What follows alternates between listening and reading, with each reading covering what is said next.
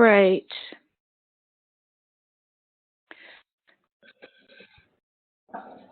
All right, I'd like to introduce the world-renowned world champion, Pat Simmons, has a great, Jim, sorry. Sorry, that was my phone.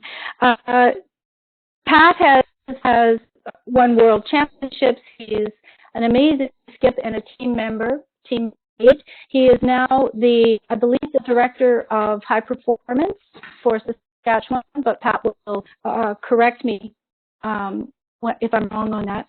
The 5 Rock rule is something new this year, and we recognize that it's somewhat new territory for us. So Pat is going to put it all into perspective for us and help us understand and recognize how to best play the strategy for that rule. So right now, I'm going to mute everyone. So stay tuned, as then I will get to Pat.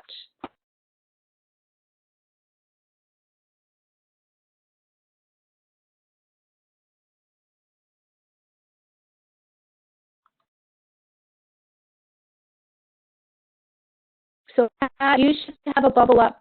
There we go. Pat is now the presenter. Pat, would you say something? Yeah, you bet. Okay. Can you hear me? Everybody can hear you, I'm pretty sure. They're all muted, so. Good stuff. Okay. Awesome. Yeah. Well, yeah, great to have a good bunch of people that registered in. So thanks for that. Thanks, Andrea, for putting this together for the ask. Yeah, I've slowed the curling part of my career down, the playing wise, and certainly doing a little more help with CurlSask, as Andrea said, which I've enjoyed so far immensely.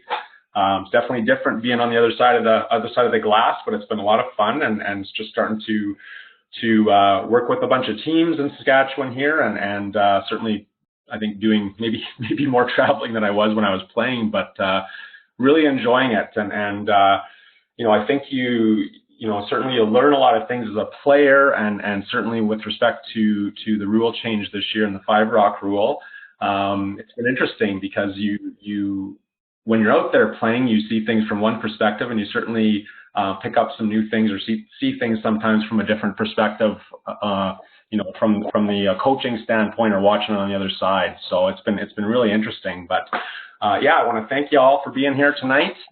Really. I'm sure we've got a wide range of experience and so on and so forth, some players, some coaches, and what have you. So we'll just try and cover as much as we can in that spectrum. I've done a couple of these with a live audience, and I'll tell you what I told them. I wasn't sure if this was going to last 10 minutes or 2 hours, to be quite honest. It was great. We had a lot of fun. There was a lot of kind of, discussion back and forth and whatnot. And I'm hoping for that as well here too. So if you do have any questions, feel free. Some I may be able to answer, some I may not have an answer for you. But it's always good to discuss. And I think those are the times when I think we all get more and the most out of something like this. So there'll be times for that for sure. I'll try and stop a bunch of times throughout to have you ask any questions or have any comments or agreements or disagreements as we go, and certainly at the end as well. That'll be good for sure, and we'll do our best. It's not as easy to have that interaction when you're not live, but we'll do our best to get as much of that through as we can for sure. So I want to just, and this first part will be a bit more of a read through with some slides here, and then we're going to break this down and discuss kind of in a little more detail about this initial few slides as far as the 5 Rock rule is concerned. So, as we know, this is something that's been new this year, that the majority of play is now the 5 Rock free guard zone rule, and the only time we had seen that prior to was at some of the Grand Slam events the last few years. And so some of the top teams at those Grand Slams have kind of developed a way about it, but certainly there's still a lot of it, and even those teams are still feeling their way through and figuring out what works for them, what doesn't, what seems to be paying off and what isn't, and there's still a lot of learning happening.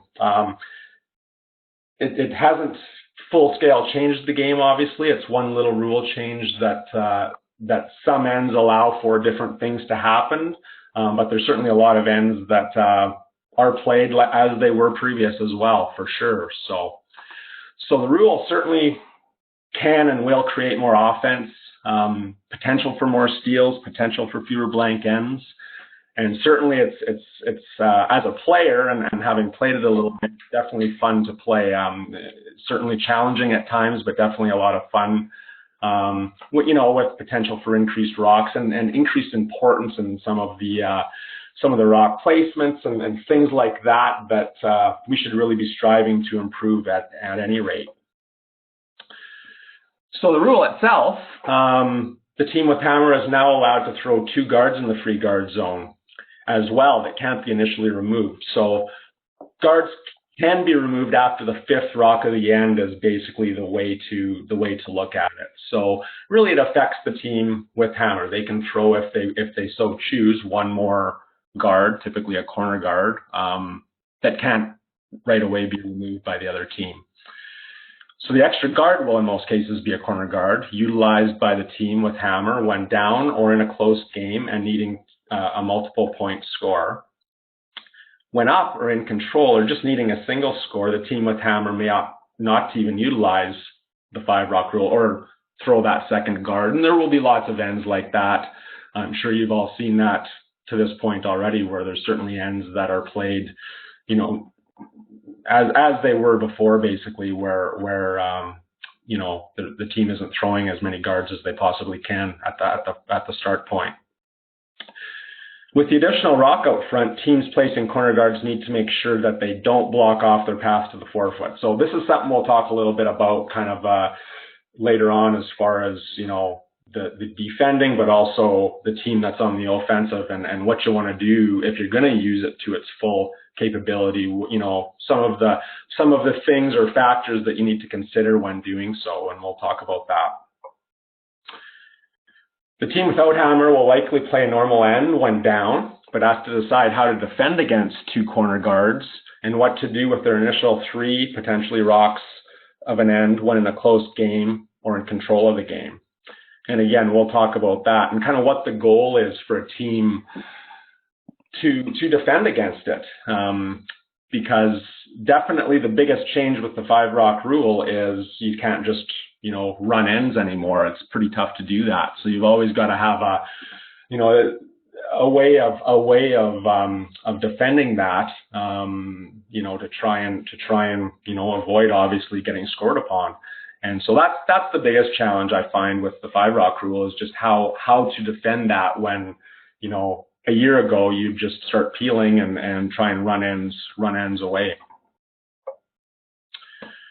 Both teams will be playing more freezes, tap backs, potentially run backs that can help turn the tide of an end to their favor, with extra emphasis on rock positioning, controlling at least one side of the sheet, and dictating which part of the sheet the end is played. So a few things there that we're going to definitely touch on as we go, and we'll expand on that for sure. Teams with hammer will need to be precise on their hits, oftentimes needing to move multiple rocks at a time, especially early in ends. And that's, again, if they're so choosing to, again, utilize the rule and throw their 2 guards kind of and use it to its full capability or potential, which will happen at times, may not happen, like I say, every end by any means. So, as we know, as we've seen on TV, as some of you may have played, you don't feel a lot of times like you're in control like we did even with the 4 rock rule, and that's definitely a change as well. So there's always going to be rocks in play, that potentially. So that feeling of safety isn't necessarily quite there. It's not quite as easy to just peel out or run ends, when you get up. And that's the beauty of it, is because it's obviously you know, it forces you to keep playing. It forces you to play the full game, and with rocks in play, and obviously it's been great for viewership and what have you as well. So game control is now at least 2 up, if not 3 up, without last rock. And remember, once you've played the first 5 rocks, you're now playing the previous or a normal game, and certainly, like we said, not every end will incorporate the 5 rock rule. So remember, prior to every end, to have a preferred outcome, an acceptable outcome, and an outcome to avoid at all costs in helping drive decision making. And we're going to touch on this right away as well. Also consider the following factors: obviously the score, what conditions, you know, your ice conditions, or you know, what shots are easier, what the ice will give you as far as shots are concerned. Last rock. So, you know, are you in a situation later in the game where you can have 2 hammers to 1?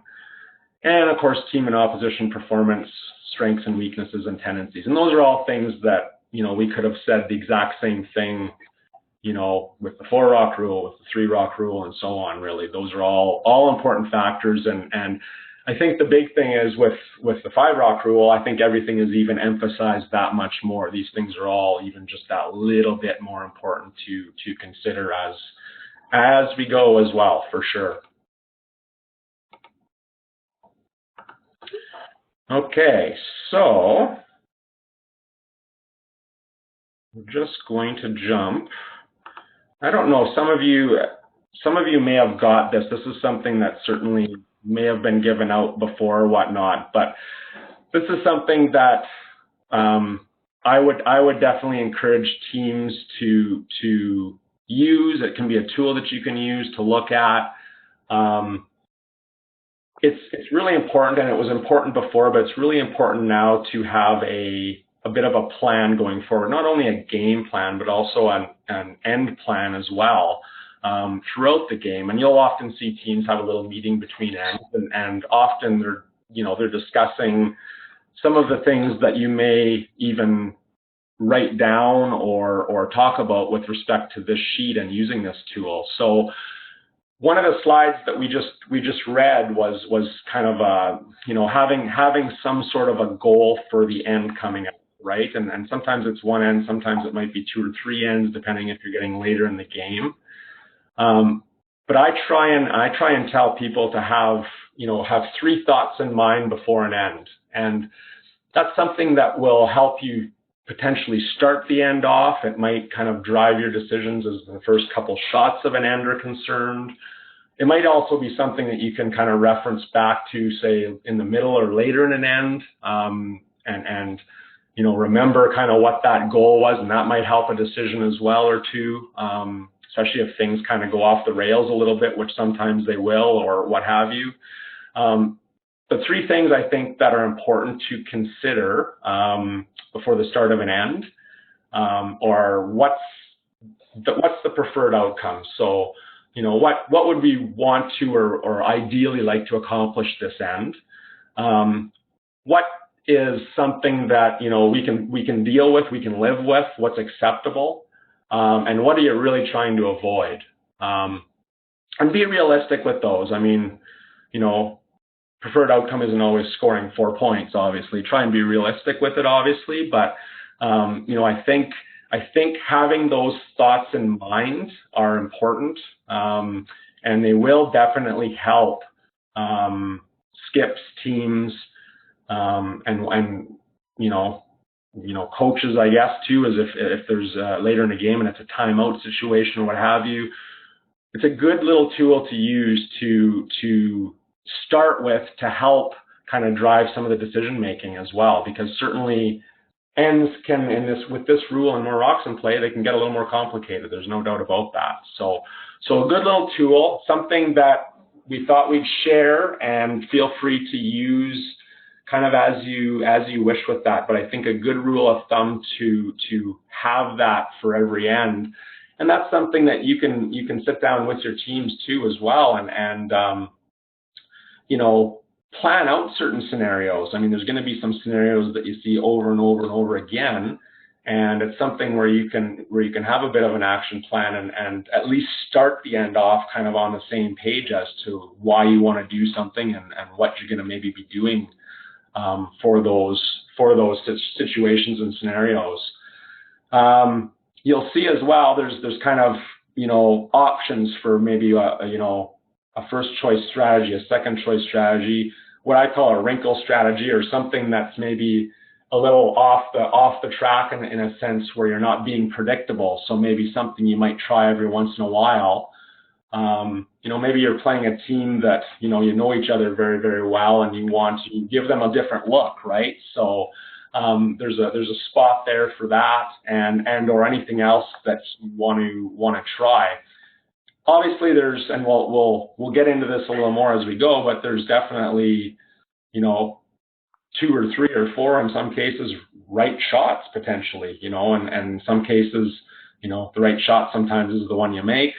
But there are different options, and certainly even more so with this 5-rock rule, there are different options and strategies that can be used, and lots of them are right.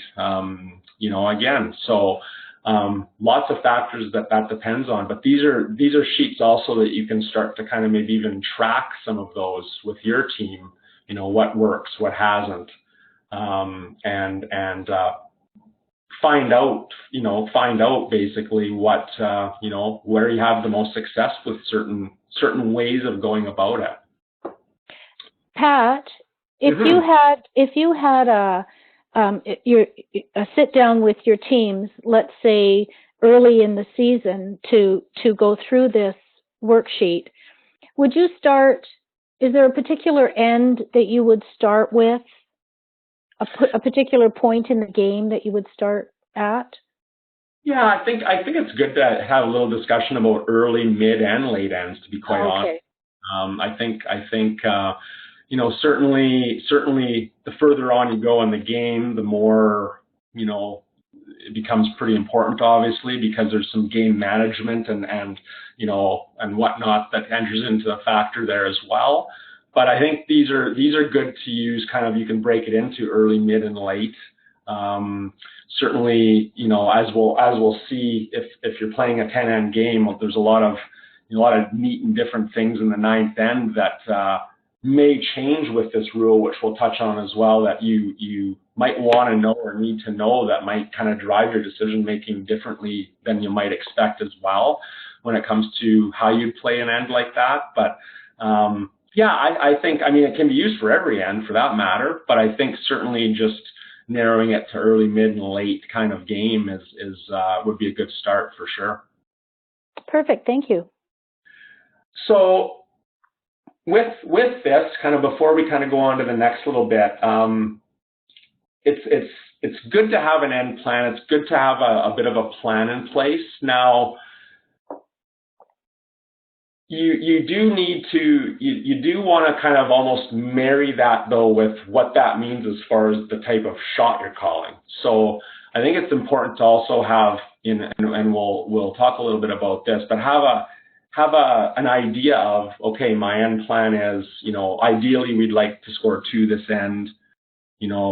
A blank is acceptable. We definitely want to avoid a steal. So, it might be an end like that you're talking about. But then you definitely have to know, okay, what does that mean with the few shots? Like, what does that mean? What are we playing with those first few shots? So, have the end plan, but also have the discussion with your teams about, okay, so that's what we're trying, but if that's the case, what are we doing? What are we doing, and what's tolerable, and what's then acceptable for the shots as well, as far as the tolerance is concerned of those shots, right? If that's, the preferred outcome, the acceptable outcome, and so on. So make sure you expand on not only the end plan, but also what that means for the actual shots and shot placement and things of that nature, as well as you're having those discussions with your teams, for sure. And of course, as we know, things can change in an awful hurry. With the first rock of the end, and we'll give some examples of this as well, but, your plan or maybe shot selection may change with the first rock of the end, depending on if it's something that's not executed properly or what have you.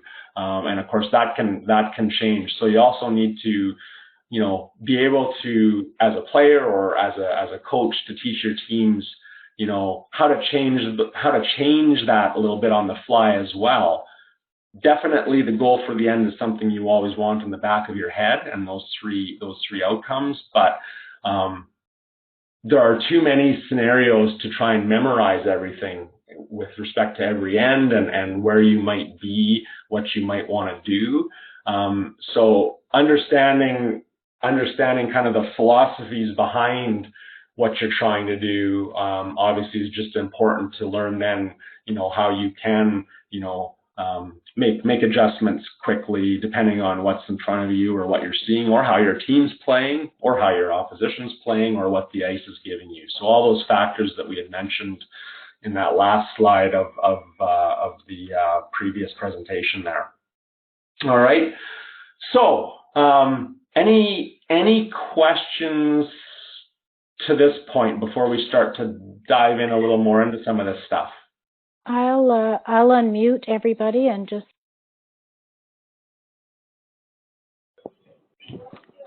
Are there any questions at this point? Anybody? I'm not seeing any slides. You're not seeing any slides. Yes. I've got Okay. a picture, I think, of you and your son in a car seat. Looks lovely. You should be seeing Pat's screen by now. Nope. All right. How about everybody else? Is everybody else seeing Pat's screen? Dean can see the slides. Okay. Hi, So whoever can't see the screen, perhaps if you log out and log in again, it might help. Okay. And Pat, don't forget that as you transition from slide to slide, you need to pause in your speaking to let the slide catch up with you, because I think it garbles you otherwise. Okay, I'm going to mute everyone else again.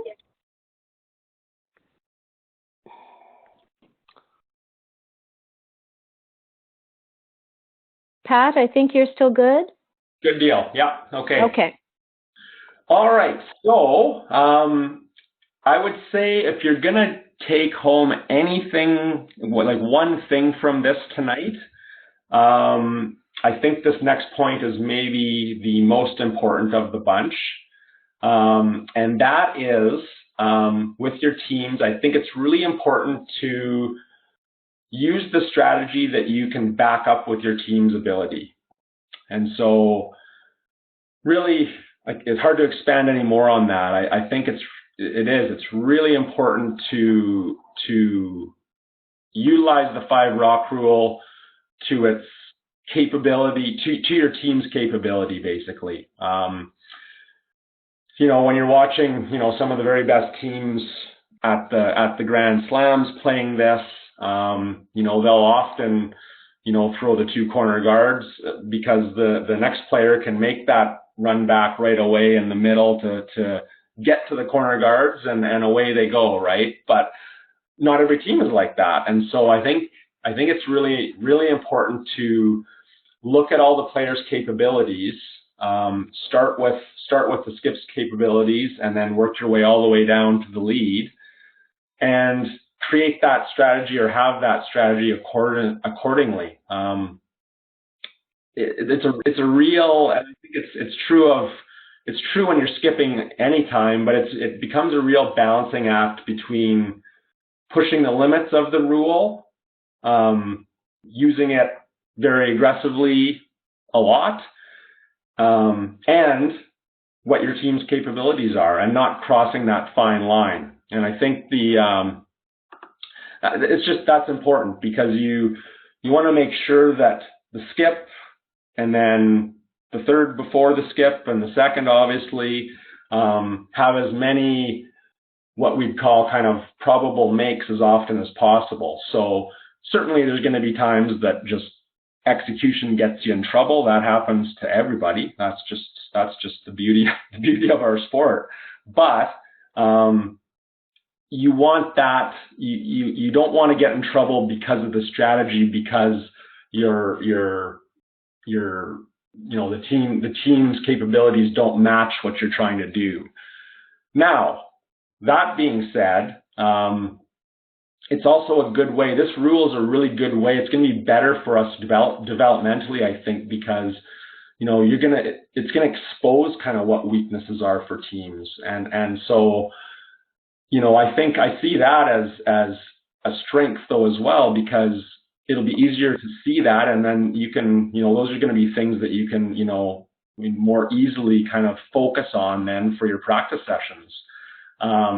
But definitely, again, use the strategy that you can back up with your team's shot making ability, and that's really important. And that's not just the skip. That's kind of most of the way through the lineup, in that regards, because as we know, if the shots get tougher, earlier on in the end, and they're not getting made as consistently as possible, it's only going to get worse as you go through the end. So that's probably one of the most important things to consider. Really important to gauge, first of all, your own team. Read the strengths of your team and play to them. So not enough teams do that, I think. There's so much emphasis and thought on just what you're supposed to be doing, and not enough on, okay, this is our team. These are, our second's a good hitter, for instance. Our third, is a bit more of a field player. In an instance like that, maybe early in the end, we've got to decide if we're in trouble, if we are, maybe bail out a little earlier and then go from there, for instance. As an example, I think just really trying to, read the strengths of your own team and then use those as strengths. And usually what that leads to is also looking at your opposition and trying to,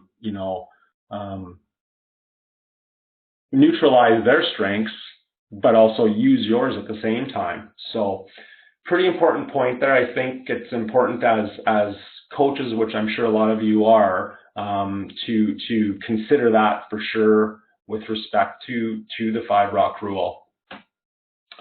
Question, Pat, has the 5-rock rule put more time pressure on teams? Yeah, I think it can for sure.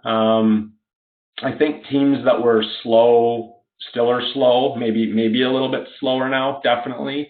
And that's just simply because there can be and there is potential for ends with more rocks in play. Really as simple as that, right? So yeah, definitely it is. And that's again where having a bit of a goal for the end is important.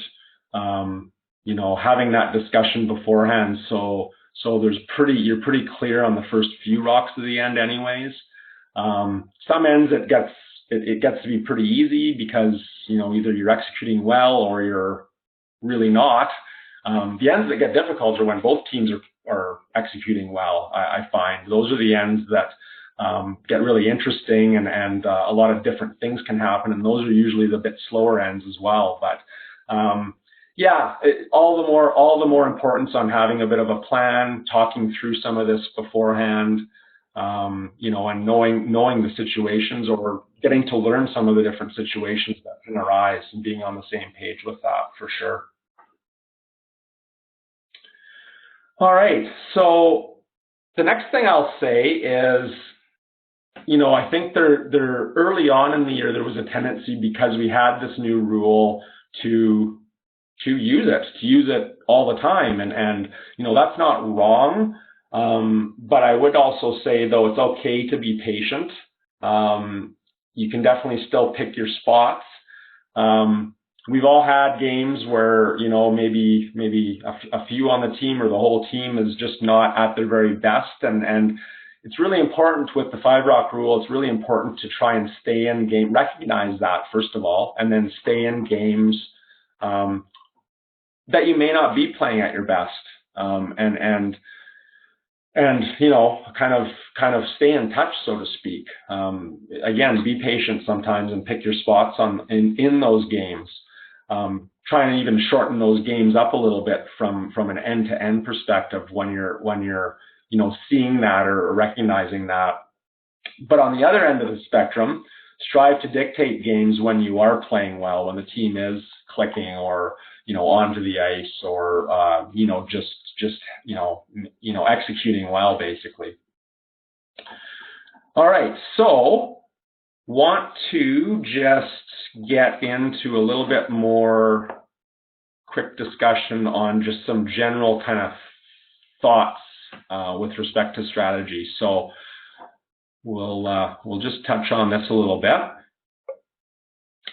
So when we mentioned this in that first part of the presentation as well, but these are 3 things that I've found just through my experience that tend to be pretty good ones to remember, good ones as little rules of thumb as well, that can really also help kind of an end plan, can help with a decision in an end, later in an end, and speed things up as well from a time perspective for you too. But with Hammer, seems really simple, seems exceptionally simple to say, but have a way to score.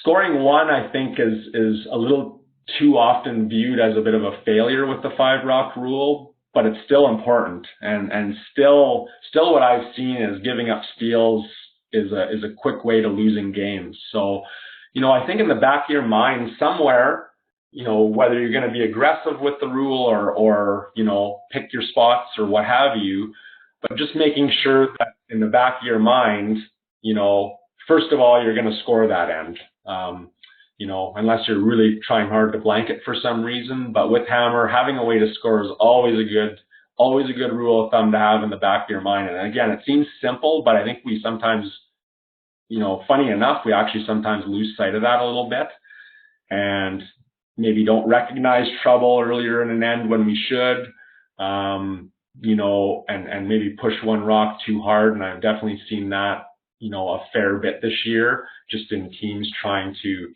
feel their way through this. Next one is with or without Hammer. I think this is important as well. This can be in both cases, but strive to control at least half of the sheet. So what I mean by that is just, having an angle, having a rock that kind of, is raisable, owning part of the sheet, owning a side of the sheet. Obviously, if you can have control over both sides, whether it be around a guard or what have you, that's even better. But I think a lot of times the race is to try and control at least half the sheet, and so I think that's a good rule of thumb to have in the back of your mind as well, from end to end.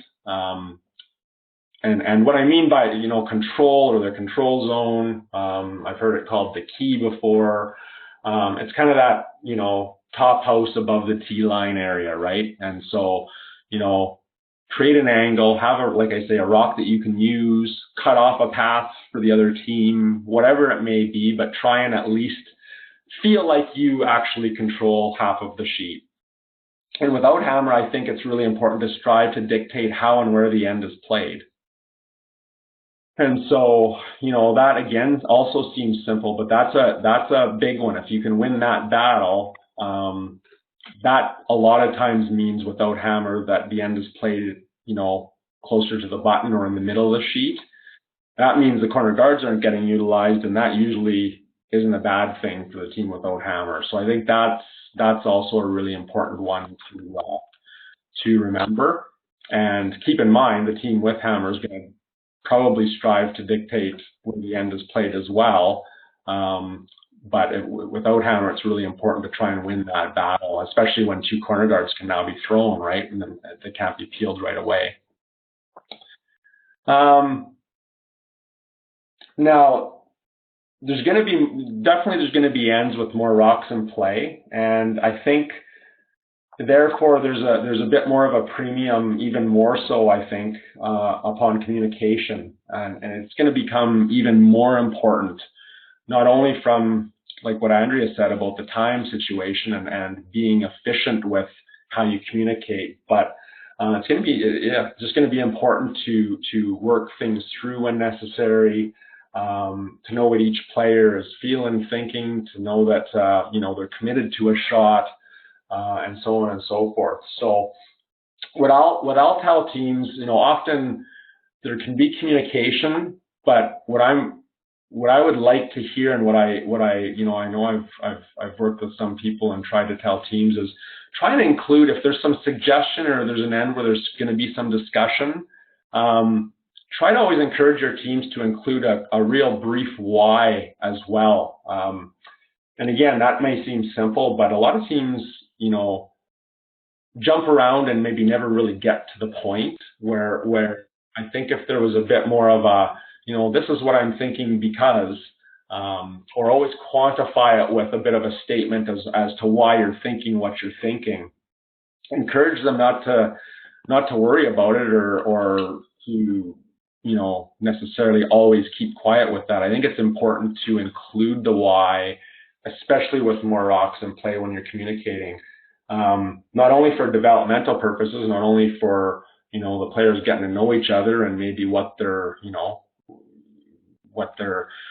thinking in different scenarios or situations, but I think it will actually speed things up in times when there's going to be discussion and, like I say, arrive at a decision or help the team arrive at decisions a little more efficiently and quickly. So that's going to be important as well. And then this last point here for mid, late end messes, because that will happen from time to time as well. There's going to be a few ends that get pretty messy, and there's a lot of rocks in play and all kinds of different options available for a shot selection and so on. Think about or have a process for that. Have a process for shot selection in situations where it seems almost overwhelming. And probably the best, in my playing days, one of the best guys that I played against that was, I thought, really good at this was Brent Lang. And he had a tendency to come down and he would start with, looking at a messy end or a messy scenario, and he would, immediately look for what the absolute best result was, the kind of the best shot, that would give the best result. And that was good because it was a place to start, right? You need in situations like this, sometimes when they're even not terribly messy, having a process, having a starting point, and then working down from there is a good way to look at it. Almost what's the best result? Sometimes that might be the shot that's played. Sometimes that shot's so difficult that then you go to, okay, well, what's next best, and pretty soon you arrive in a situation where, the percentage of making the shot and the result still might be okay, and that might be the one you choose. But, having some sort of a process for that, I think, is a good idea, and maybe something, again, that you want to just have a brief little discussion with your teams about. Because those are the ends typically that, you've still got your goal in mind, you still have these philosophies in mind, but there might be, like I say, 2 or 3 or 4 different options available, and just having a way that you're going to work through those, because that's certainly going to happen a little more often now, again, with the rule. Skipping and calling the game means thinking in a way to allow your teammates to succeed at all costs, period. And that's your job. And again, that seems like a pretty logical statement, but I think it is an important one to remember. Giving your teammates the same shot if or when possible, especially if it can be back to back. I think that's always important. Again, that might not be possible sometimes, but when it is, think in a way, as a skip or somebody calling the game, think in the way of what's most probable to get this shot made, what's most probable to help my teammate build a little confidence, what's most probable to have a wider margin for an acceptable shot. What's most probable to, you know, help my teammate figure out their rocks? You know, all those little factors to think about when you're skipping to get as much as you can out of a shot, but also learn as much as you can from a shot as well. So all things that are good considerations. Icing to help take into account your teammates' tendencies, both weight and line, and calling shots with good plan B alternatives. So those are all things that, you know, I think again would be important regardless of the rule, but are all things that I think are worth touching on with respect to this for sure. And again, and we said this before, use the strategy that can be backed up with your team's shot-making ability. Start with the skip's capabilities and move down to the lead and help create your team's strategy accordingly. Ensure the skip has more probable makes as often as possible at an end's conclusion. And remember, a lot of ends don't have to be played with the 5-rock rule. It may only be used when the team with last rock wants to be more offensive. Okay? All right, so I'm just going to take this off. And we'll kind of pause again for any questions here before we go a little bit further. So yeah, welcome if anyone has anything.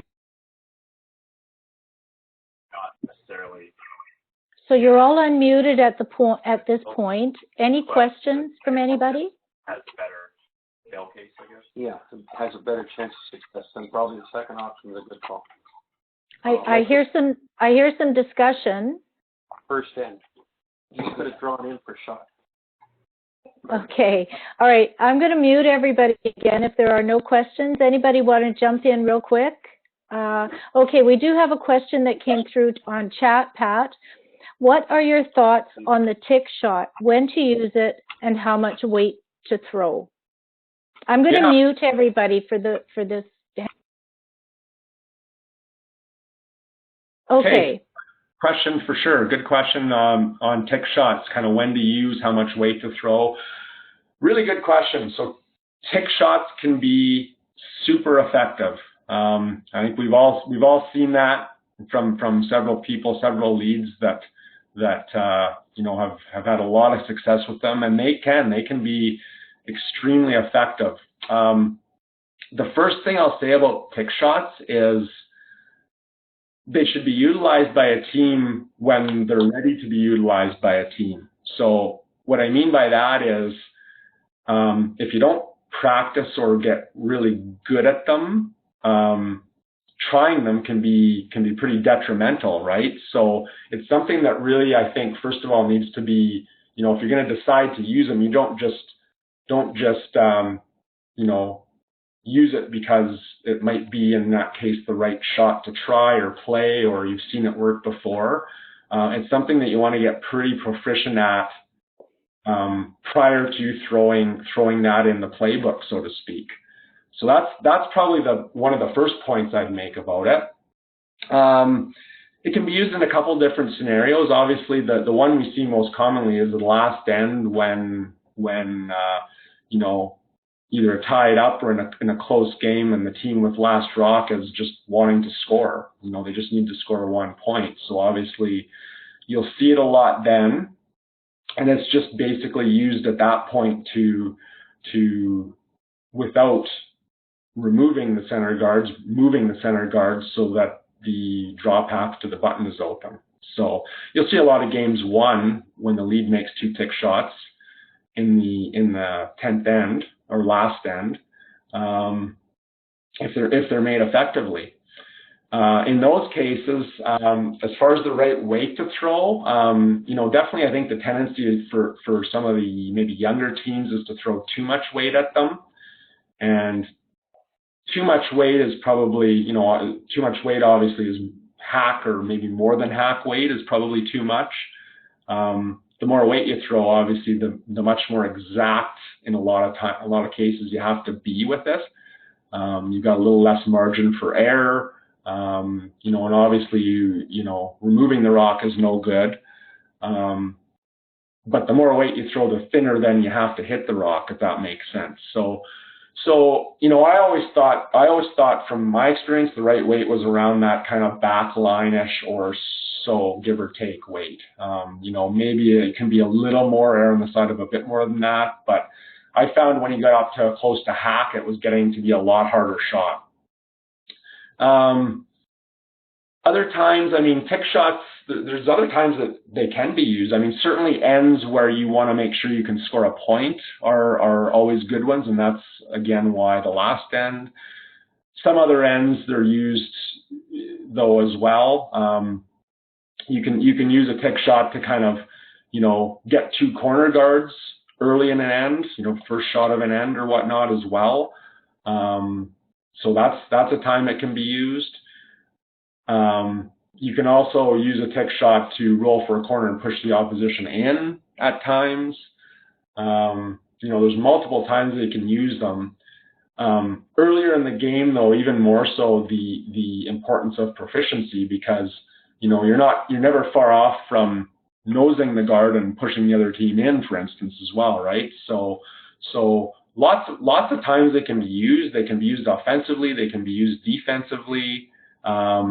They can be really effective, for sure. But I think the big take-home point is throwing the right weight and getting proficient at them, and feeling comfortable with it in practice before, again, that enters the playbook, so to speak. And there are still teams that, in the last end of a game that don't use them, that kind of throw, try and bury a couple rocks around the center guards and defend that way, which isn't wrong either. It just kind of depends on the player, on the team, and what they've probably practiced and how comfortable they are in making those. We have a question, Pat. What are the options if the first 5 stones are in a row, tight in front of the house?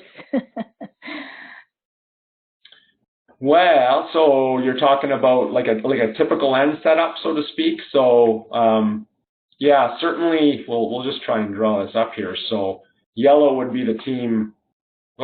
Yellow would be the team in this case without last rock, and so we're just gonna draw up a quick scenario here, if that makes sense. So hopefully you'll never have 5 rocks right in a row, because if you do, that means somewhere along the line red hasn't maybe executed properly. And if that's the case, the options for red are to try and bail out as quickly as possible, basically, to try and score. They're thinking about trying to score a point in that case early in the end.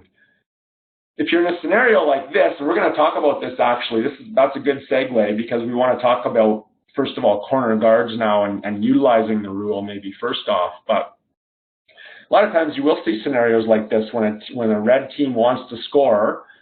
They're going hard after, two or more points, obviously, and yellow's got to defend. They can't hit these guards, right? So they've got to defend.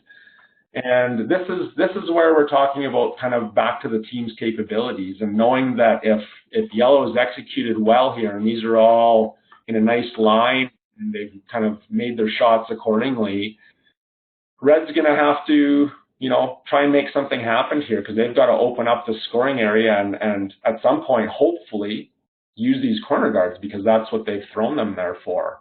So often in a case like this, there's going to be a run back, and there's going to be a shot wasted trying to clear this off. And it's really important in a case like this that run back kind of, is going to be that this run back makes contact with something in the house as well, quite quickly in the end, in the first couple tries of it, basically. Otherwise it's going to be an end that, is a situation where red might not get to use their corner guards. Yellow might just keep guarding, and it might actually turn into an offensive or steal scenario for yellow as well. So, yeah, we'll play a little bit of that out. There's lots of those scenarios that will take place, basically, for sure. Another question, Pat. Does the distance from the top of the house matter for the tick? It may, yeah, it may. If you've got a tight guard, and again, this will all depend on the scenario and the score. I would say if we're talking about the last end of a game and you're playing the ticks just to open up the button or a draw path to the button, then no, it won't matter at all. Because that's all you care about at that point. So you're just trying to tick, you might roll in off here. You don't care if this is in. This doesn't bother you. It's a rock kind of in this area that bothers you that they could guard, right? So in that case, not really. If you are playing a tick earlier in the game, that may be a different scenario. If it's tight, you might not want to push them in and then have to chase that for a while, right? So that, again, that depends on probably the end a little bit. If it's a higher guard, and you decide you want to play a little tick shot to get 2 corner guards out of it, well, the higher for that, the better, obviously, as well. That only makes sense. If you're thinking about that as an option for the tick shot, that would make sense. The higher there, the better. If that's tight, you're not really going to get 2 corner guards out of it. You might get both rocks in the house or very, very tight, right? Which isn't as effective, obviously, as a guard to use. So yeah, different scenario, depends on the scenario. Certainly with the tick in the last end, you're definitely not as concerned about the height of it at all. No. Okay, and another question, what are your thoughts on whether it is typical with hammer to throw corner guards on either side of the sheet versus throwing a long and a short corner on the same side of the sheet? Yeah, good deal. Good question. So that's exactly what we're going to talk about now is kind of placement. So let's say you're the team with hammer and you are going to use the rule to its fullest. You want to score points, right? So whatever that scenario may be, you want to score points. So throwing 2 guards gives you, you're utilizing and maximizing the 5 rock rule. That's what you're doing by throwing 2 guards. And you will see that. You will see there are different options, and you may have seen that already. So obviously 2 corner guards can be thrown across the sheet from each other like so, okay? Or you may have seen some instances where they're on the same side as well. So, and there's different reasons for that, I think, okay? So the ones that are across, so when you see a team throw them across, couple things you want to consider when you're playing the corner guards like this. One is because of the fact that we know what yellow is going to be doing. They're going to be just loading up the middle of this house probably. That means they're ahead and they're trying to likely defend, or it might be a little closer game. But irregardless, they're playing in the middle. So you want to really be careful with these red ones that they're out wide enough. And we had mentioned that kind of in the earlier slide as well. Before, when you threw 1 corner guard, you might have guarded part of the 8-foot or the edge of the 8-foot or what have you in a line like this. You want to at least get it there, if not a little wider now. And the reason for that is that you don't want to block off your draw paths, obviously, to the button or whatnot later in the end, right? So you want to make sure that, at the end of the end, regardless how it plays out, you have a way that you can, with this turn here, get through, or with this turn here, get through, and you don't want that guard tight enough that if it never gets utilized, you take this draw away where it might chip off or what have you. So important that they're wide enough, thought being to give you a little bit of space to maneuver if you do need to bail and draw for 1 at the end of the end, okay? They're nice to cross from each other because if they're managed appropriately, I mean, it's a tough double peel, obviously, later on if the team so chooses to try and peel some of those corner guards later as well. But that's I think the placement of them is a little more important than it used to be, just for that reason alone, is that you're going to be dealing with some rocks in the middle before you even get to use those if you're throwing both of them. Now, same side, we've seen that a little bit too, and I think there's a couple reasons potentially for this as well. Number one, it keeps automatically keeps one side open, so you don't have to worry, hopefully, don't have to worry about a draw path later on or being closed in on both sides potentially. So that's one scenario with that.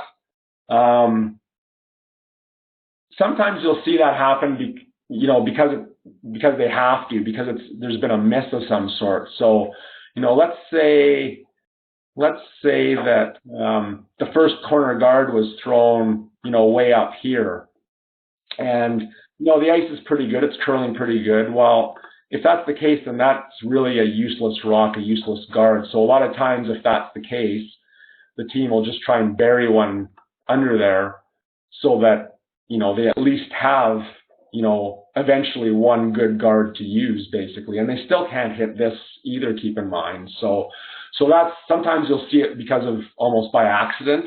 And the same might hold true if that first rock was really tight as well. If that first guard was really tight, tighter than they wanted, you'll see sometimes teams guard that also. And the reason for that is, A, it's tough to even those out, obviously, and you don't want to risk sliding in. And also, even if you draw around that, that might be a definite easier run back kind of double for yellow later on anyways, right? So you'll see sometimes the two guards, just because almost a bit of a miss with the first guard, basically. I think the third one I can think of, another example that you might do that is just because by keeping the one side open, you can move those over a little closer to the center line, and you're not quite as worried because you still do have one side of the sheet that you may be able to access if absolutely necessary later on. And I don't know, I guess a good example of that, I don't know if you guys, I know I have, and maybe you guys have too, played on sheets of ice where you notice that, when you get out to a certain point, out into the edge of 8 or maybe into the 12 foot a little bit, you notice that it just almost maybe stops curling, like it might not kind of fully finish all the way. It might get to a point and then almost stop. So that's another example of why you might choose to do that, depending on what the ice is giving you, because then you can move those over a little bit and still get that finish you need on the edge, where, I have played in certain scenarios where you get it out wide enough and you just have a tough time burying out there. So again, sometimes you've got to change that depending on kind of the conditions you're given or what you're given with that as well. So yeah, good question for sure. I think that's important. Those are your options for throwing the two corner guards for sure. And you'll see both utilized, and those are maybe some of the reasons why you would see those both utilized in that sense for sure.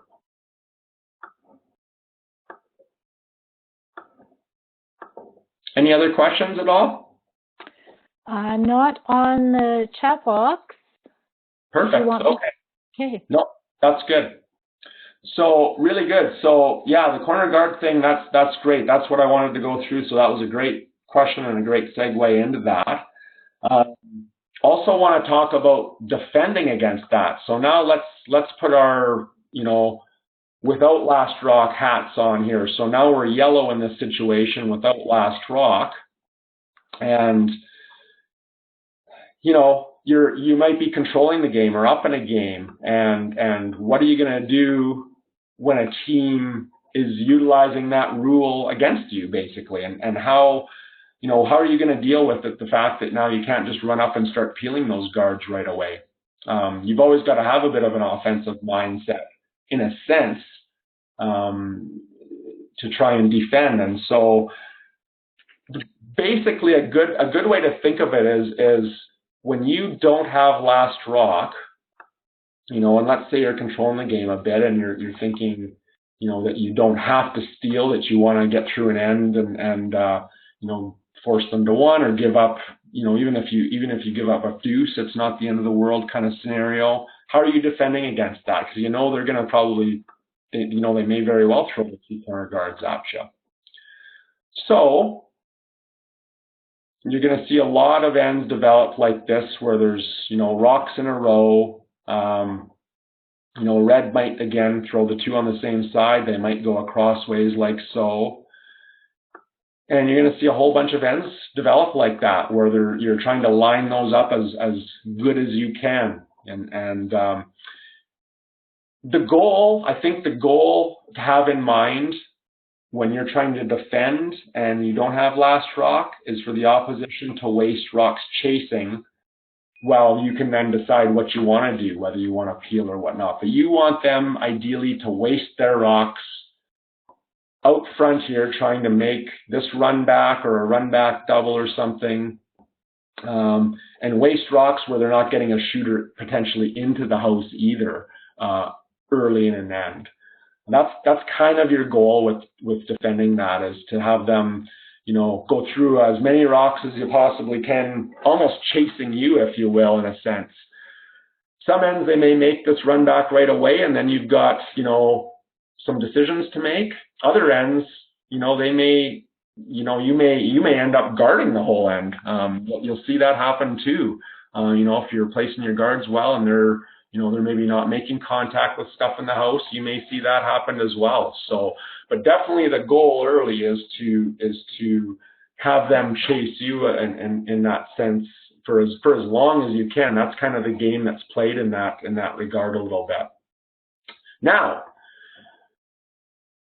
when you're way up, you may, when it's a situation where a team's in a lot of control, they may or may not throw that guard. That's possible. But the minute you kind of come in with all those, then you're allowing the other team to, maybe make a double or move things around and stay in the house. And as soon as they stay in the house, that forces play into the house, which is what red in this case, or the team with last rock, ultimately wants, right? So again, that's why even teams that are up and in fairly good control, often with that third rock, will throw that guard just to waste reds or waste the opposition's rocks before getting play into the house as much as possible. So with that, there's some factors to just consider with that too as well. Works out great when your lead is making good shots like this all the time, and the guard's made well and whatnot. I mean, it's a great scenario. It works out perfect. Doesn't always happen that way, obviously, right? That's not realistic all the time. So you definitely want to also have a plan for, when the lineup isn't exact like that, for instance, and then what do you want to do on your third rock? Do you still want to, kind of guard one of them, preferably usually the top one in that sense, so they can't make a double on you or what have you? Or what do you want to do? Are you going to bring it in, or what do you want to do with that? But definitely have a discussion or a plan for also when those rocks aren't put exactly potentially how you want them as well when you're trying to defend against the rule. And the other thing I think that's an important point to consider is, regardless of the position of these rocks, is how deep, where do you want this third one? Where do you want this guard, if you will? Do you want it really tight, or do you want it, quite long so the run back's harder? And I think the things to consider there are, you don't want it so tight that it's an easy run back for your opposition, because the sooner they make this run back or get some of these moving, the sooner they can get to their corner guards, and usually that spells the more danger for you as the team without hammer. However, you don't want it so long that they can ignore that and, start kind of tapping things around and maneuvering things around on you as well, and again get to those corner guards also. So I think, again, good discussion and consideration on kind of exactly where you want that guard, and have your teams try and be precise with it, where it's still got to be run back, but it's the hardest run back possible for the opposition as well. Okay, so hopefully that makes sense. The other factor is, and I think, maybe some of you have seen this on TV, but sometimes you'll see teams that actually will stagger these rocks in the house also. A lot of times they're in a line, or they're aiming to be in a line. Sometimes and occasionally they're staggered as well. that usually means, you know, yellow's in fairly good control. And the reason for that, if you've seen that, is just so that, you know, you're not ending up in a situation where you have, you know, a stagger like this, for instance, that can be used as a guard later on by red. So the thinking there is that these are both rocks that, you know, if red so chose to go around later on, you know, once maybe one of these corner guards is peeled off or out of the way, that these could be run back on those as well. So that's maybe getting ahead of ourselves a little bit, but that's, you know, if any of you have seen that on TV, or seen that utilize that yourself, that would be a good reason as to why that would have been done also. So, all right. How are we doing? Any questions with that at all? None in the chat box. Oh, would yellow consider a tick? Would yellow? Red rock? Likely not. Likely not. I mean, it's a corner guard tick is pretty tough. First of all, it's hard because you don't have far to move this to begin with. I mean, if you could make that to the edge there and roll that there, I mean, that's absolutely brilliant. But it's a really hard shot, so you know, you won't see that played a lot. Very seldomly, I would say, even by the top teams, just because you can just about make it and kind of give another corner guard, for instance, right? So, you know, you won't probably see that used a ton. I guess you could try and do it the other way, roll your shooter out and kick that in. Again, though, you're not far off from a difficult scenario there too, as well. And these corner guard ticks are hard. They're harder shots. The closer you get to the center line, the more that center line as a reference is beneficial to you. It's definitely an easier shot to make ticks close to the center line. Once you get out here, again, unless you've been really practicing or very proficient with it, you just have to watch for that, because that can be a pretty tough shot. Again, it's a great shot and it's a great option, but something that's thrown in the playbook when you're very proficient at it, I would say, it would be the answer to that for sure. So not wrong at all, but again, kind of goes back to our tick shot discussion of when you'd want to utilize that, I would say. Good question. Got another couple of questions here. What about going behind the corner guard for yellow? Right. So potentially on like the second shot, for instance? Sure. Yeah. So yeah, definitely an option. I mean, you can definitely try and defend the corner guards by beating the team around it. My thing with that personally is it goes back to one of the philosophies in that when you're the team without hammer, I think you really want to think about trying to strive where the end is played. And the moment you do that, you know, you can make a really good shot, you know, there, you know, a whole bunch of places that are you'd be happy with as far as that end result. But irregardless where you put that, there's always going to be this, there's always going to be a little tap, and now you're not really dictating potentially where that end is being played, right? So I think you can make that shot really good as you possibly can, but red will have something to get play going to that corner, which is really ultimately, especially early in the end, not ideally what you want. Keep in mind too that it's will often happen where, you know, red might not throw that second corner guard. So, you know, you might have a scenario like this and red might just utilize that corner guard immediately as well, which also isn't wrong or a bad play on red's part by any stretch, right? So keep that in mind also. And then, of course, as yellow, you've got a little bit of a decision there too. Actually, we should play this. We should just play this little scenario as well, because this will happen lots where, you know, yellow's trying to defend and you know, whether that's there or it might be here or what have you. And red, instead of utilizing the 5 rock rule, they decide, well, you know what, I'm going to make sure that I utilize my corner guard right away. And I think, you know, there are definitely options now for yellow here also. You know, you can, you know, there's lots of things. But again, depending and assuming that there's a bit of control here for yellow in the scoreboard, that they don't need to steal, that they're trying to, you know, get through an end, either forcing or you know, it's acceptable maybe in this case to give up 2. You know, they don't want to give up any more than that for sure. You know, then you can have options, right? So a lot of times, that's a big oval rock now.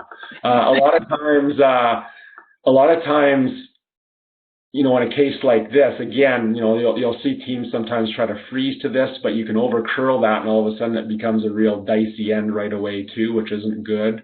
A lot of times you may see in a situation like this, you know, I like to see a weight thrown that you have a bit of options. So maybe a firm back line or something where if you get by tight, you can make this little hit and roll and just kill that. And if you don't, you're making the tick shot by accident, which is also really good, right? So the kind of weight that doesn't kill this guard, if you happen to hit it or just hit it fairly thinly, but you know, you have the kind of the option shot available for both, and that's one that I think can be really good, because again, you're giving your player, you know, kind of maximum. You've got some options available and so on and so forth. As an example, right?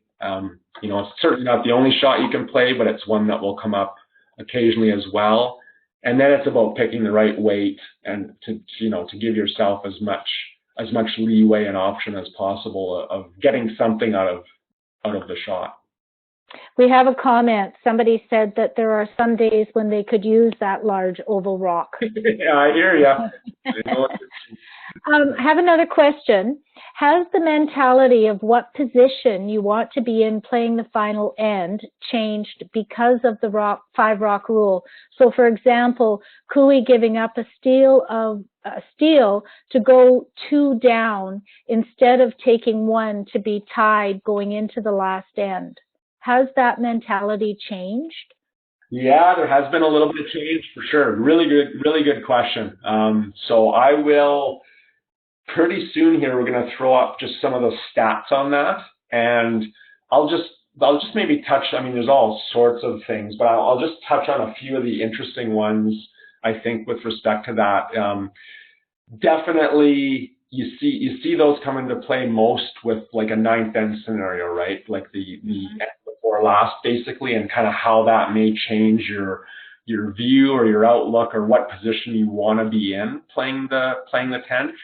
And I guess the comment I'll make about that, and we'll talk a little bit more very shortly about that, is one of the most important things is just knowing what works for your team and actually tracking that. So having a bit of a log in, you know, we were in this scenario this many times and we didn't win a single one of those games, but every time we were in this situation, it seemed to work out better, and so on and so forth. But we're just going to have a quick look at the 1 end remaining stats on some of those. I have them from all the games that were 5 rock leading up to the start of this year. Kind of, there was some stats on that compiled, and it's kind of interesting. It's just interesting to know the differences, and they kind of will explain or answer that basically in a sense, knowing that, and they would have known that, and they would have known what their personal preference was, and it really comes down to that. They would have known, that would have been something they would have, been aware of, had discussed, and there are definitely a few scenarios that may then, as a result of that, have you just thinking a little bit differently, because you can throw those two guards as a team with hammer there in the last end, or any end for that matter. So. Okay, we've got a few more questions, and then maybe we can get to to the information that you're talking about. When you consider, when would you considering your first 3 stones through the house? Up 4? Yeah, so really good question as well. Yeah, so for sure, I think that's a good rule of thumb. Definitely, you know, I think when you're only 3 up, you know, and the other team can now throw 2 corner guards. I mean, it's very dangerous to just chuck your first bunch of rocks through because, you know, as we know, 2 corner guards up with nothing else is kind of could be a 3, all things considered, if execution is good, right? So yeah, you know, you're probably more looking at 4 up and probably more looking at, you know, quite late in the game 4 up as well. Even 4 up earlier in the game, you're likely not going to want to do that because, you know, with game left, you don't want to give up an easy 2-3, obviously. Otherwise, things change in a hurry. So, yeah, exactly. I think now it's, you know, you're kind of thinking at more of the 4 up scenario. If you're 3 up, you know, late in the game, you might not throw all 3 rocks in a row. You might not need to do that either. You might throw, you know, well, you're going to throw 1 in for sure, try and make it good. You might, you know, some teams might do 2. That's where they might do 2 kind of, you know, not staggered on purpose just to make sure that they don't do something like this and leave an actual, in essence, an actual guard that can actually be used by the opposition here kind of thing, right? Right. So yeah, but no, really good question. I think that's hopefully helps answer it a little bit for you. Absolutely. What do you tell club curlers who don't have good run back skills about the 5 rock rule? How would you tell, you know, like more novice, emerging competitive junior curlers and club curlers, what would you tell them? Yeah, different ways to utilize and or not have to utilize fully, but can still score points, right? So, yeah, playing to your team's capabilities. You know, you don't always have to throw 2 guards to utilize that. You can go around a guard right away, or you know, do some other little wrinkle shots. And I think that's, you know, a good time. We'll just talk about a few of those. Of more simplistic ways of kind of trying to create a little bit of offense, basically. Because, yeah, let's face it. I mean, there are days that, you know, even the best teams get burnt because they're just not executing with those run backs or whatnot when they're trying to fully utilize a rule, and you know, it can cost them. So recognizing that's important, and you know, realizing that, you know, if you want to utilize it more, you know, those are things that you want to, you know, begin working on and becoming more efficient and proficient at, but also understanding, you know, where your team's at and not going overboard as well is important for sure. Absolutely. So I think, yeah, sorry, go ahead. Well, we have another question, but do you... No, go ahead. We'll answer that first. Okay. A typical miss for the first rock can be sliding, so the yellow, instead of stopping top 4, slides, say, back 8. Do you start to abandon the 5 rock rule then, or when do you start to think, let's go 5 rocks? Let 5 rocks go is basically it. Do you abandon the 5 rock rule? So if the first rock at the end, if yellow doesn't have hammer and they go there, so if I'm red, I'm suddenly immediately not as concerned. I mean, that rock is of really, at this point, no concern behind the tee line way back there, right? So definitely my thinking with red is, okay, I'm not worried. I might definitely, this might be an end that I fully utilize the rule, because right off the bat, I'm not as concerned about one of the rocks. That's just what they're going to do in that case. Now, this one probably does depend a bit on the score. If it's a close game, they may just decide, well, I'm throwing a guard. Even if they're up a little bit, they may still do that, to be honest. And that would be just to try and strive to dictate play in the middle still, even though this isn't a great rock to be guarding, right? If they come in, you know, I'm still not that concerned or too concerned if I'm red, just because, there's only one rock there to worry about. And even if they throw this big guard here on the next one, I only have to make one run back, or it's got to be perfectly guarded. If I can get to that and tap it back, it's looking good. It's looking like a decent start to the end where something can build for me, right? So yeah, I'm definitely not as concerned. And that's a situation, a really good example of, potentially changing your strategy a bit on the fly, because it really depends on what you're given. You might also, if you're red, you might throw another guard, without too much danger. Now we've got now you got a little rock. boy. Red's in a real pickle here. So now they got no rock. So now they may come around. I'm going to put this one over here because that's ridiculous. But they may come around here as well, and then yellow's got some decision making from there as well, right? But yeah, things change. If you ever get a situation where both of them are back there, well, red's really not concerned now, and they may throw their guard, and there's just going to be a little less work for them to do to get to the point where they're creating some offense, right? So totally have to have your end plan, but also be adaptable depending on what is presented to you by your opposition, for sure. Have you ever seen a situation where yellow slid to the back eight like that and then peeled their own shot out? Yeah, so that would be a situation we had talked about earlier with when do you kind of throw, all of them through or not or whatnot. So in a situation where, maybe they're 3 up, for instance, later in a game, and they want to throw at least the one rock in, or maybe 2, and the first one goes here, that's a prime example of a scenario where that second one might be kind of the peel of shame by the lead, for sure, right? Yeah. And then the red might throw another corner, and they still have an opportunity to put one there if they want with the third rock at the end, to at least at some point force red to the middle, to have to deal with that at some point, right? So that would be a scenario where you would maybe see that for sure. Okay.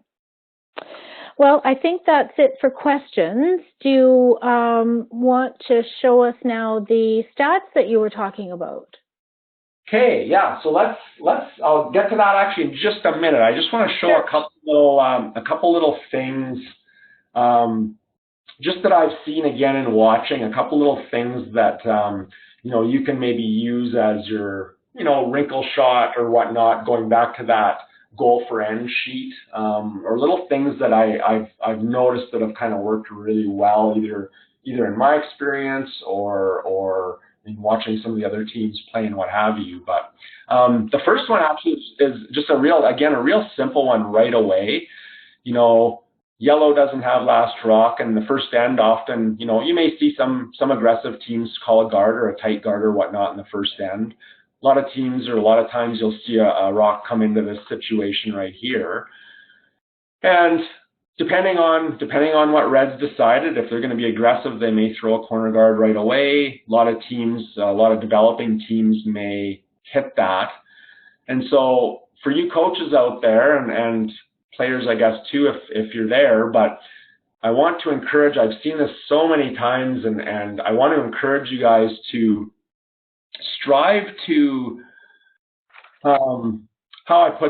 strive to win the simple shot battle in a game. So challenge yourselves, and this will become apparent with what we're going to talk about with this shot in particular, but strive to challenge yourself to win the simple shot battle. And what I mean by that is, make the extra hit and stick. Make sure you're making the say draws to the open side of the house and things like that. All too often, I've seen teams that find those shots actually the most difficult, and I think that can be just in a large part just a mental situation where the focus isn't narrow enough on some of those shots. And so, just a little reminder to your teams to aim small, if you will, or narrow the focus on, say, open draws, or, this first shot of the end or the first shot of the game for the team, for instance. Strive to make that hit and roll away, for instance. And a lot of times it's just really bearing down or having the discussion of trying to be exact or play those simple shots with a bit of urgency, because often they will lead to opportunities, more risk-free opportunities for some of those younger teams or teams that, are worried about, are not at the level maybe yet of having to make those run backs where they can throw the two guards in the free guard zone all the time with last rock. So a good example is the first end, and all too often I'll see teams just get complacent and they're happy as heck to just nose hit that, and they don't really even call it for anything otherwise. But I know when I was skipping, when teams, if you slid in, by mistake, or if you happen to call it in and the teams made that little hit and roll away, instantly you feel uncomfortable, because most teams are going to go over and hit this. You might try and roll in or whatever, but in a scenario like that, now the other team can throw a corner guard if they want, and it's quite a risk-free end, right? Like, there's not much danger to red. There's not a lot of danger in a steal or anything like that. But little things like that, little examples of being precise on the simple shots can lead to opportunities or options. So I think, and that's just one real simple early game example of that, but something I think that's important to reiterate with your teams, and that would be good for teams at all levels. That's something that can be talked about with the junior developing all the way to some of the elite teams for that matter. Another one that I think has been, that can be really effective in different times or different scenarios, and it's not something we often think about, is coming around but not fully burying on purpose. Not trying to get it here where, yellow can get an angle on you, and then you play the angles game and it either works out okay or not, or it might be a force or whatever. But leaving it, edge on edge or only partially buried on purpose. And that you will find as you start to watch games, you'll find that can become an important shot. It can become an annoyance to your opposition, because what you've done is you've controlled, and we talked a little bit about this, and now I can show you, but we've controlled at this point this half of the sheet, right? So that's a rock that's difficult to freeze to. It's kind of an uncomfortable one. Where do you freeze to it? It's, oftentimes you have to hit, but you can't hit and roll on it. So it's a shot that can be used on occasion as well as I might try for two, but I'm okay with a blank kind of end, or a situation where you just want to keep control of one side of the sheet. So just consider that. You'll find that pops up more often than you think as a really, really good option. And often I think we get caught up in, trying to bury rocks and trying to, dealing with the aftermath of that, but doesn't always have to be that way, and that can be a little bit of an uncomfortable shot for teams to deal with, quite frankly. Another one that I've seen, heard talked about and actually seen work pretty well is a scenario where, again, red has last rock, and they throw their corner guard, and this yellow may be in or it may be short or whatnot. Doesn't really matter, but and red's not going to throw the second corner, but they're going to go around, but they actually have gone around deep on purpose. And that's one that will often get your opposition to kind of freeze. It's tempting. It's behind the tee. It gets you to, it almost suckers the opposition into freezing to that, which is great and exactly what you want in a sense, because now you're playing the end, a little bit initially to the wing on your terms. You're not necessarily wasting rocks yet here. It's early in the end. Whoop, there we go. So again, just a consideration, little things again about the 5-rock rule that, you know, we're so ingrained to think that behind the tee is a miss or not useful, and sometimes it still is, but sometimes it can be, you know, I've seen it lots where that ends up being a really good end for red, and just gets the play kind of initially where they want it to be. So just something again to kind of keep in the back of your mind or consideration.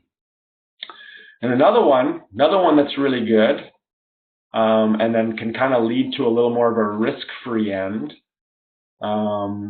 is,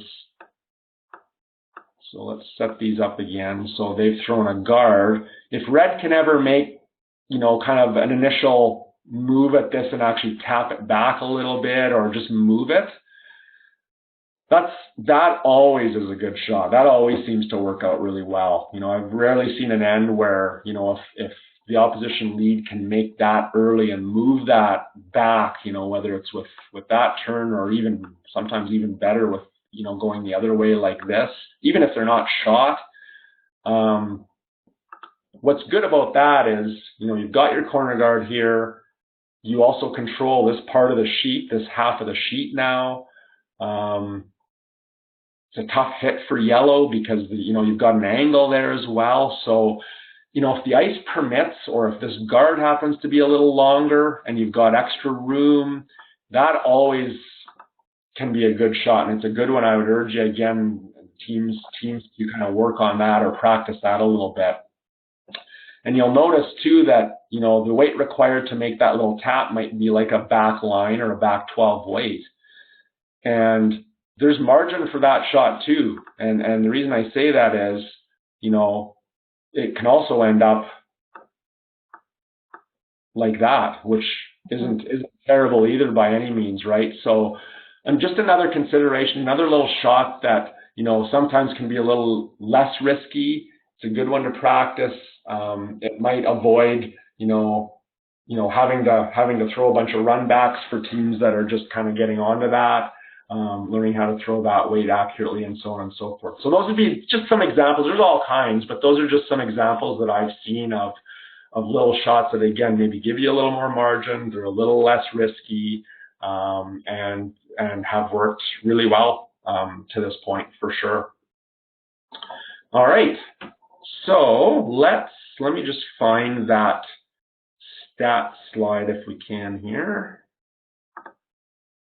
Okay, so we'll show you these. We'll just let you have a quick look at these, and then we'll just talk about a few of the maybe potential scenarios with respect to that are just I don't know, that I found kind of interesting, that I didn't really know, and you know, may make some of those decisions, especially in the 9th end of 10 end games or the 7th end of 8 end games, kind of interesting basically. So I've got they're the ladies up until the start of this year of all the 5-rock rule games basically. So these would have basically been Grand Slam curling games basically. So this is the ladies. We've got the men with the same kind of stats here as well. They show at the half as well as one end remaining. I'm more interested in the one end remaining ones, obviously. The numbers obviously change quite dramatically between the two, of course. And included in that was the juniors, but that was just 4-rock because they hadn't played 5-rock yet as well. So we won't worry too much about that. Okay, so the interesting, couple of the interesting ones. You know, obviously the age-old, you know, would you rather be one up without or one down with is still a, you know, a scenario that's talked about. It was before the introduction of the 5-rock rule. It still is. So I think interesting to note kind of the stats on that, in that both the ladies and men's, although they are different, certainly, but both the ladies and men still have a slightly better winning percentage with one end remaining to be one up without.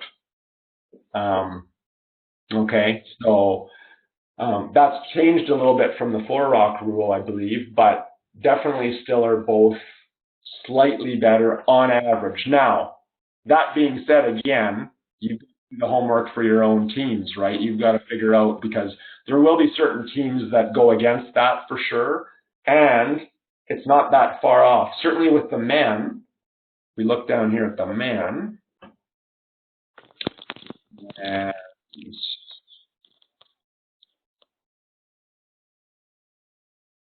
yeah, so it's 50, it would be 52% are winning one up with, down one, or sorry, one up without versus the down one with, which is 48. So it's close.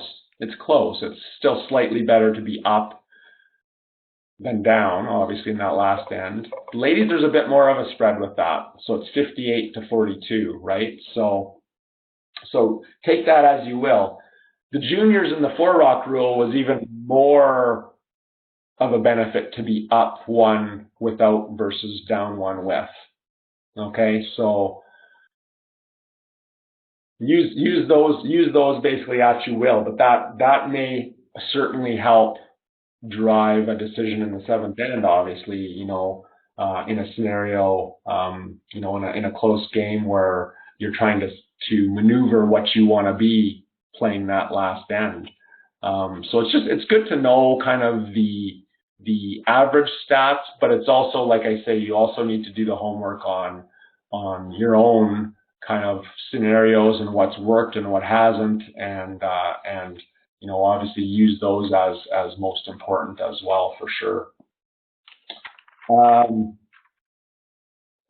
Another interesting one was, let's see here. So a 7th end where you're one up with. So let's say we're one up with last rock playing the 7th end. And it's really interesting because the team with last rock, so say we get forced to 1 in the 7th end of an 8-end game, then we're up 2 without.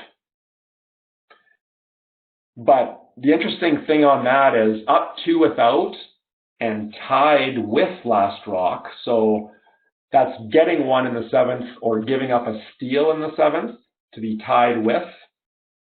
The percentages are almost identical. So I hope everyone's following me there. So, an example of that would be, like I say, we're one up with last rock playing the second last end, and it's almost the same winning percentage in the last end, whether we get 1 or actually give up a steal that end. So 2 up without versus tied with are almost identical based on the stats to date, the same. So why that's important is, you might have a 7th end scenario where you've got a really tough shot for 2, the risk being if you miss it, you might give up a steal of 1. Well, if you know the stats, you should probably almost always take on that tough shot for 2, because even if you don't make it, even if you don't make it, getting forced to 1 and giving up that steal really is no different from a stats perspective. And again, you need to look at that scenario within your team. But that's, in answering the question about the scenario of giving up a steal on purpose to, say, go 2 down with, versus tied without, that would be why, because those stats are almost identical. And that's another one. That was the third scenario that was asked in that question earlier, the 2 down with last rock versus tied without, and those are also very similar. So you can see, knowing those, you can see that might drive those decisions in the second last end, and that's often where those come in, is trying to figure those out in the second last end and what you want to do, basically, and how you then want to approach or play that end accordingly. And that's where knowing some of these is beneficial, for sure. Terrific. Questions about that, or questions about anything else, I guess, at this point? Okay, I'm going to unmute everyone. So if you have any questions or comments for Pat, now is the time, please.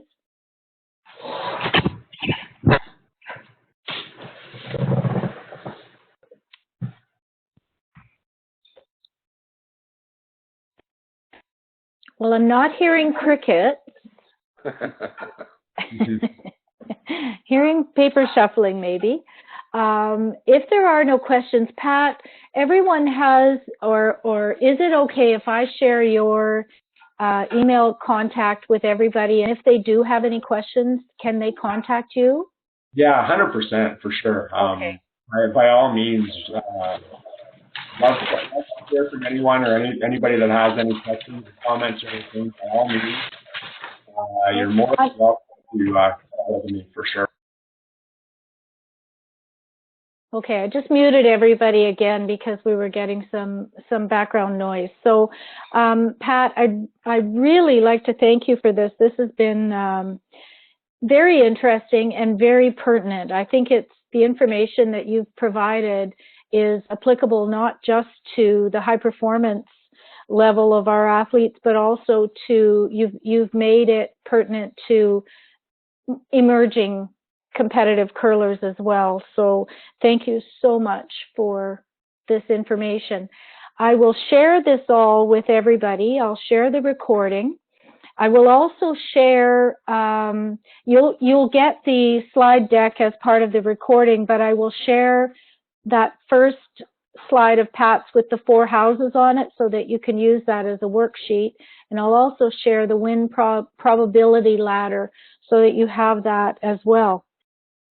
I'd like to remind you that there are a few more webinars scheduled. December the 12th, we have a webinar with Don Powell about, he's an ice maker, a national ice maker. He'll be talking about ice and stones. Then on January the 9th, we have Leith Drury, who is from Ryerson University. She also works with the Coaching Association of Canada. She's going to be talking about the differences in dynamics, etc., of coaching women. So anybody that's working with women's teams, it might be quite valuable for you, or not, if you're ever going to work with women's teams in the future. Sometime in January as well, I'm working with Paul Webster to do a deliberate practice session. So how do you get to the meat and potatoes of what you want the team to be working on as quickly as possible and as efficiently as possible. So stay tuned for that. The last reminder is that all of these sessions for the last 2 years are available at the Ontario Curling Council website in archive format. So you can go on, watch the recorded sessions, and then answer 3 questions related to the recordings, and you'll get your PD points if you need them. So that being said, I'm going to quickly unmute everybody one last time, and then any last thoughts from anybody? Pat, you too. Any last thoughts? Well, I'll just, yeah, obviously, thanks again, everyone, for your involvement and registering.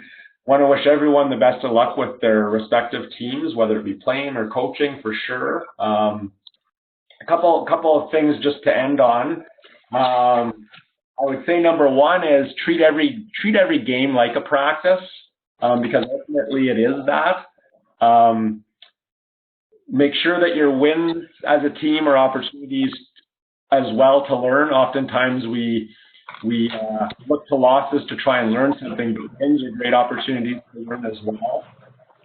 Whereas losses and if there's any team conflict or anything like that, are even greater opportunities to learn and are certainly, I would say, necessary for better team development. So look at those scenarios as chances of even greater learning.